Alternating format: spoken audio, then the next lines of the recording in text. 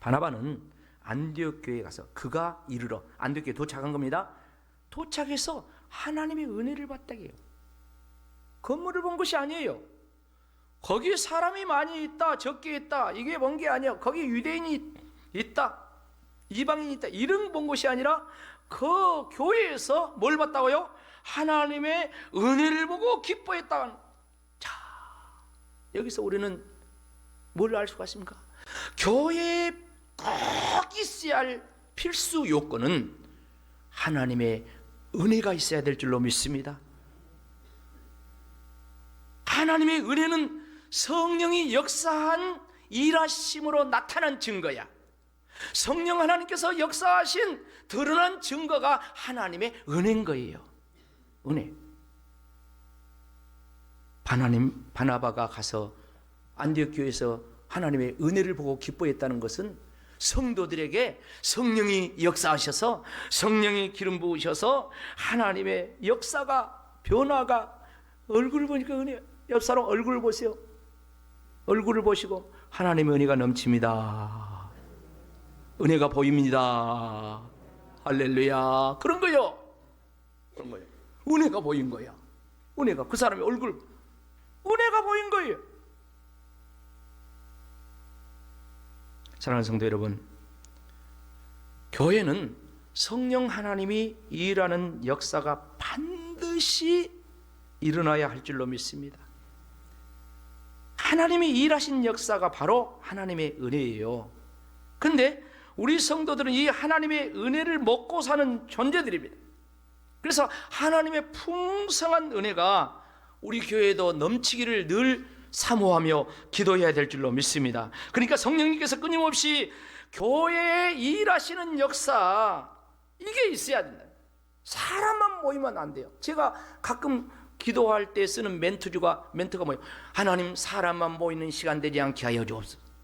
우리의 예배 가운데, 우리의 공동체 가운데 성령님이 역사하시고 성령님이 일하시고, 그래서 하나님의 은혜가 공급되고 은혜가 드러나고 너희가 그 은혜를 인하여 믿음으로 말미암아 살리라. 우리가 믿음으로 사는데 뭘로 살아요? 은혜로. 믿음으로 살 수 있는 게 은혜가 원동력. 은혜가 너희가 그 은혜를 인하여 믿음으로 구원받다. 은혜를 인하여 믿음으로 살리라. 우리가 하나님의 은혜가 있어야만이요 신앙생활이 행복해. 감사가 넘쳐. 좀 부족해도 어려워도 코로나 사태가 이래도 하나님의 은혜가 있으면요 넉넉해져요 마음이. 성령님이 우리의 마음을 만지시고 성령님이 역사하시면은요 뻔해 겉으로 보기에는. 그럼에도 불구하고 그 은혜가 있으니까요 상대에게 은혜가 흘러가는. 바나바는 가서 은혜를 보았다겠어요. 그리고 기뻤어요. 그리고 그들의 권면을 합니다.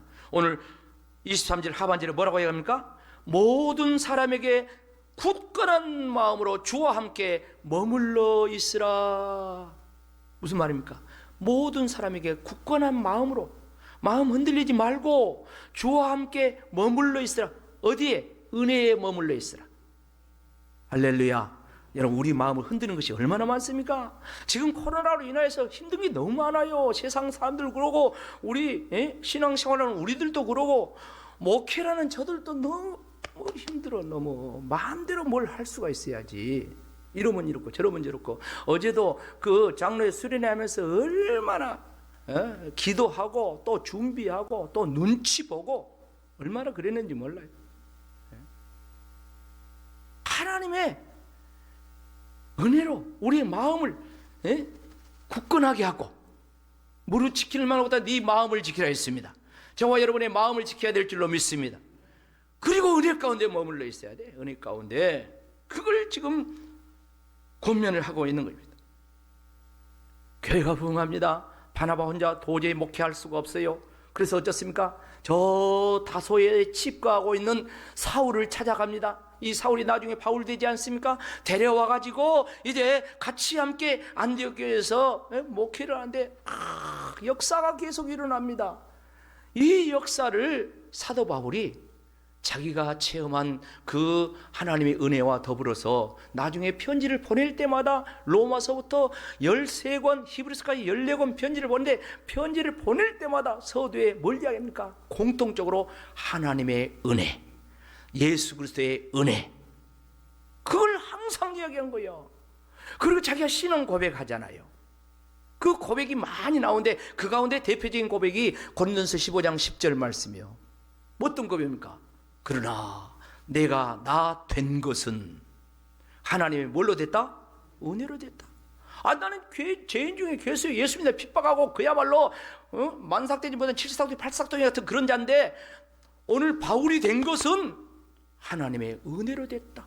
그리고 그 은혜를 헛되게 하지 않게 해서 자기가 다른 사도보다 더 열심히 수고했지만 내가 한 것이 아니요 오직 나와 함께 하신 뭐가? 하나님의 은혜로 한 것이다. 여러분 교회에서 열심히 수고하시고 헌신하세요. 봉사하시고 그런데 내가 한 것이 아니라 하나님의 은혜로 하기를 축복합니다. 하나님의 은혜로 해야 돼요. 그것이 주의 일이야. 하나님의 은혜로 하면은 은혜가 넘치지만은 하나님의 은혜로 하지 않고 인간적으로 하면은 반드시 마찰이 생겨나요. 불평이 생겨요. 왜 나만 해? 등등등 이렇게 되는 거예요. 근데 바울이 그런 거예요. 은혜를 헛되게 하지 않게 내가 다른 사람보다 더 많이 수고했지만 내가 한 것이 아니라 하나님의 은혜로 했다 했어요.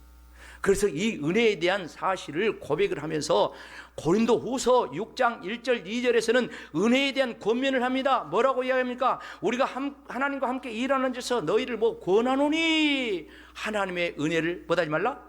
헛되이 받죠. 우리 다 하나님 은혜 받고 있습니다. 근데 이 은혜를 헛되게 하면 안 된다. 그러면 또 이야기합니다. 2절 다 같이 시작. 내가 은혜 베풀 때 너희에게 듣고 구원의 날에 너를 도왔다 하셨으니 보라 지금은 은혜 받을 만한 때요. 보라 지금은 구원의 날이다. 하나님의 은혜를 헛되이 받지 말라고 하면서 지난 날의 은혜도 있어요. 근데 지금 받아야 될 은혜가 있다. 할렐루야. 우리는 과거의 은혜로 사는 게 아니라 현재의 은혜로 현재를 살고 미래를 소망하면서 계속해서 도전하며 날아가는 그런 역사를 하나님께서 이루신다는 거예요. 그래서 저와 여러분이 바울의 고백처럼 오늘 믿음의 선진들의 고백처럼 우리에게 교회에게 꼭 있어야 할 것이 뭐냐?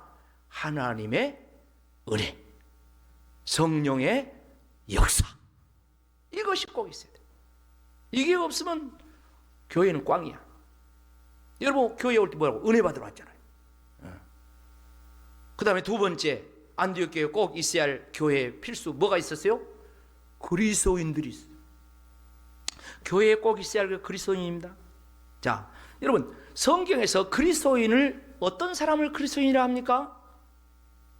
로마서 8장 9절 말씀 보면 만일 너희 속에 하나님의 영이 거하시면 너희가 육신에 있지 아니하고 영이 있나니 누구든지 그리스도의 영이 없으면 그리스도의 사람이 아니라. 자, 그러면 그리스도인이 어떤 사람이야? 그리스도의 영이 있는 사람. 그리스도인 성령이 계신 분. 여러분 성령님 계십니까? 여러분 안에 성령님 계십니까? 여러분 성령을 받았습니까? 사도 바울이 저 에베소 교회에 가가지고 질문합니다. 사도행전 19장 1절에 뭐라 합니까? 너희가 믿을 때 성령을 받았느냐 물어봤어요. 근데 뭐랬어요? 우리는 성령을 들어보지도 못했다. 성령을 받았느냐? 그 성령의 역사는 여러 가지지만 성령이 없으면 그리스도의 아니라는 것입니다. 근데 안디옥 교회는 보니까 자기들이 그리스도인이라 한 것이 아니라 한 1년쯤 지나가지고 다른 사람들이 이방 주변에 안 믿는 사람들이 안디옥 교인들을 그리스도인이라고 불러줘요. 오늘 26절 하반절에 보면 그렇게 말씀하고 있죠. 제자들이 안디옥에서 비로소 뭐라고? 그리스도인이라 일컬음을 받게 되었다. 여러분 그리스도인이란 말이 무슨 말입니까? 그리스도란 말은 헬라어입니다. 이 말을 영어로 하면 크리스찬이요. 그러니까 그리스도인이란 말을 영어로 하면 크리스찬. 이 크리스찬은 뭡니까? 크리스도, 예수 더하기 뭐요? 사람. 예수와 하나 된 사람. 할렐루야. 여러분, 예수님과 하나 되었습니까? 예수의 영이 우리 안에 들어오면서 내가 그 영으로 사는 사람, 그래서 내 삶이 예수님을 닮는 삶, 예수님의 제자의 삶, 이런 사람들을 이방인들이 보고, 안 믿는 사람도 보고, 안디옥 교인들은 그리스도인이네, 크리스찬이네, 이렇게 하요. 교회는 불신자가 자연인이 들어와 가지고 예수 믿고 예수 그리스도의 영을 받고, 할렐루야, 그리스도인이 되는 공동체입니다. 오늘 이 말씀은 여기 계신 모든 분들이, 유튜브로 예배드리는 모든 분들이 다 예수님을 믿으시고 예수의 영을 모시고 그 영으로 충만한 그리스도인 되기를 축복합니다. 그리스도인이 교회가 있어야 돼. 교회는 그리스도인 공동체예요. 그리스도인이 불신자를 전도해 가지고 그리스도인 만드는 거예요. 성령을 받게 하고 하나님의 영을 받고 하나님의 자녀가 되면서 이렇게 신분의 변화를 이루는, 이게 바로 교회가 하는 일이에요. 그래서 교회는 반드시 그리스도인들이 날로 더욱더 많아져야 될 줄로 믿습니다. 마지막으로 세 번째, 교회의 필수 요건은 뭡니까? 선교하는 교회입니다. 교회는 선교가 있어야 돼요. 안디옥 교회, 이방 지역의 모범적인 교회였다고 했죠. 대표적인 교회. 근데 왜 대표적인 교회냐? 선교하는 교회이기 때문이에요. 사도행전 13장에 가면 기독교에서의 대전환이 일어납니다. 그러니까 그 전에 기독교 역사는 어떤 역사였냐면 대부분 유대, 이스라엘 그 바운다리 안에서 일어난 역사예요. 그리고 그 대부분의 이제 흩어진 자들이 나가서 전도해도 이 사람들이 어쩌냐면은 그 자기 유대인들에게만 전도를 했어요. 유대인들에게만. 오늘 말씀 넣고 나오잖아요. 흩어진 사람들이 유대인들에게만 전도를 한 거야. 그런데 안디옥에서는 보니까 어떤 사람들이 헬라인에게도 말하여 예수를 전파했다. 이방인, 헬라인도. 자, 그런데 이게 교회가 이제 부흥이 되면서 13장에 가면은 이 안디옥 교회가 본격적으로 이방 세계 선교에 장을 엽니다. 앞에서 예루살렘 교회 첫 번째 교회에 대한 언급을 잠깐 했어요. 이 첫 번째 교회가 어떤 교회였습니까? 교회에 있어야 할 요소 첫 번째 뭐가 있었어요? 하나님의 은혜가 충만했습니다. 은혜가 충만했어요. 성령 충만한 가운데 하여간 은혜 충만한 신앙생활을 했어요. 그런가 하면 두 번째 교회의 요소 뭡니까? 저희들이 은혜 받고 그 다음에 서로 베풀고 나누며 그리스도인의 삶의 실천, 그 결과 칭찬이 있었다고 했어요. 사도행전 2장 46절 47절 말씀 보면 그들이 내적으로는 날마다 성전에 모이고 그야말로 함께 구역 예배 드리면서 목장 예배 드리면서 집에서 떡을 떼고 막 서로 나누다. 우리 양자는 기도할 때 참 정심한 기도 같이 먹고 교제해야 되는데 이 코로나 때문에 밥도 못 먹고 그러니 빨리 밥 먹는 날이 속히 오게 하여 주옵소서. 그래서 뭐가 되게 하옵소서? 식구가 되게 하옵소서. 기도 안 들으셨는가 보네. 뭐가 돼야 돼요? 식구. 오늘 우리 다 식구입니다. 그런데 오늘 이 교회 설립 기념주일에 밥을 옛날 같으면 그야말로 잘 해서 뭐 고기도 하고 해서 먹을 텐데 못하니까 떡 가서 드시면서 우리는 식구다 생각하시죠. 식구 뭐예요? 함께 먹는 거 아닙니까? 떡을 떼며. 그런데 47절 말씀이야. 하나님을 찬송하고 이렇게 나갈 때 온 백성이 그 이스라엘 성도들, 이스라엘 예루살렘 교회 성도들 못했다고요? 칭찬했다. 그래서 구원받는 사람을 날마다 주님이 더 많이 보내주셨어. 그러니까 그리스도인으로서 막 사랑도 베풀고 막 칭찬도 받고 이거 있어. 두 번째가 있어. 교회 있어야. 그런데 안타까운 것은 이 예루살렘 교회에 교회가 있어야 할 세 번째가 부족해. 그게 뭐냐? 선교하는 교회. 이 선교가 부족한 거예요. 그러니까 자기들끼리 예루살렘에 머물러 있는 거, 거기 모인 자기들끼리는 뭐 3,000명 5,000명 모여가지고 예루살렘에서 저희들이 떡을 떼고 나누고 구제도 하고 그냥 전답도 팔아서 자기들끼리 교인들끼리는 나누고 했어요. 그런데 사도행전 1장 8절 예수님이 성령 받으면 어떤 사명을 감당하라 했어요? 오직 성령이 너희에게 계시면 너희가 권능을 받고 예루살렘과 온 유대와 사마리아와 어디까지? 땅끝까지. 여러분, 저 지도를 저기다 폼으로 붙이는 게 아니에요. 땅끝까지. 증인되라 했어요. 예수 전하라 했어요. 그런데 예루살렘 교회는 안 했어요. 왜 안 했습니까? 잘못된 전통. 그 잘못된 전통이 뭐예요? 유대인들만 하나님이 선택했다. 이방인들은 하나님이 선택한 자가 아니다. 사마리아는요, 지도를 보면 이스라엘 땅의 중간쯤이 있어요. 그런데 그 사마리아는 또 안 가. 예수님이 전도하러 가셨습니다. 그런데 이 제자들은 사마리아를 안 가는 거야. 왜? 사마리아는 북이스라엘이 아수르의 침공을 받아고 나라가 망할 때, 그때 아수르에서 자기 백성들을 이주해가지고 그 사마리아 사람들과 같이 결혼하여 살면서 혼족을 만들어버렸어요. 그러니까 유대인들은, 남쪽 정통 유대인들은 이 사마리아 사람들을 이방인보다 더 나쁘게 생각한 거야. 민족성을 이렇게 더럽혔다고. 그러니까 그 사람들한테 안 가요. 안 가. 그러니까 예수 믿어도요, 진짜 이 잘못된 이 사고, 전통, 이것이 발목을 잡는다니까. 예루살렘 교회가 그랬어요. 그러니까 어쩝니까? 하나님께서 교회에 큰 핍박을 허락하신데, 먼저는 스데반이 전도하다 사도행전 7장 보면은 돌 맞아 죽잖아요. 그리고 8장 1절 말씀 보면 뭐라고 해야 합니까? 사울은 그가 죽임을 당할 마땅이다. 그날에 예루살렘에 있는 교회에 큰 박해가 있어 사도 외에는 다 유대와 사마리아와 어디로? 모든 땅으로 흩어지니라 그랬어요. 예루살렘 사람이 유대도 안 가. 유대도. 근데 유대와 사마리아 모든 땅으로 흩어지는 거예요. 예루살렘 교회가 순종하며 능동적으로 자기들의 전통과 자기들의 모든 그런 관념을 깨뜨려버리고 주의 말씀에 순종하여 나갔으면 좋았을 텐데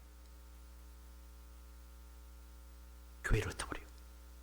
그래서 빌립 집사는 저 사마리아에 가서 거기서 전도해. 그래서 빌립이 사마리아에 가서 엄청난 역사를 했다고 사도행전 8장에 보면 이야기하잖아요. 집사인데, 그러면 그 흩어진 자들이 어디까지 가면 안디옥까지 간 거야. 안디옥. 여러분 지도 봐보세요. 안디옥이 어딘가. 지금 터키 그것만 그런 데야. 거기 가가지고 거기서 교회를 세우고 교회가 커져요. 근데 어쩝니까? 교회가 커지니까 그 다음에 선교에 교회가 선교가 있었네. 그 선교에 순종을 합니다. 사도행전 13장이 중요한 장이라겠죠. 세계 선교의 역사를 불당기는 장이 사도행전 13장이요. 13장 2절 3절 말씀은 이렇게 이야기합니다. 주를 섬겨 금식할 때 성령이 이르시되 내가 불러 시키는 이 일을 위하여 바나바 사울을 따로 세우라 하시니 이에 금식하여 기도하고 두 사람이 안수하여 뭐내냐? 보내니라. 바울과 바나바를 안디옥 교회에서 금식하고 기도할 때 성령님께서 역사하시기를, 내가 시킬 일을, 그러니까 선교, 전도, 복음 전파를 위해서 두 사람을 구별해서 보내요. 그래서 선교사로 나갑니다. 선교사로. 그래가지고 저들의 선교 역사 속에 흔히 말하는 바울이 전도하고 선교한 것을 바울이 1차, 2차, 3차 그리고 로마에 갔을 때까지 4차 이렇게 이야기합니다. 그런데 그 엄청난 바울의 선교 사역, 전도 사역, 세계 복음화의 역사를 이루는 이 사역을 안디옥 교회를 베이스 캠프 삼아서 했다는 거예요. 안디옥 교회 성도들이 기도해주고, 안디옥 교회 성도들이 물질로 후원해주고, 선교하고 돌아오면 그 안디옥 교회에서 다시 재충전하고 준비하고 다시 나갈 수 있게 만들고. 할렐루야. 3층에 여기 게스트룸 하네.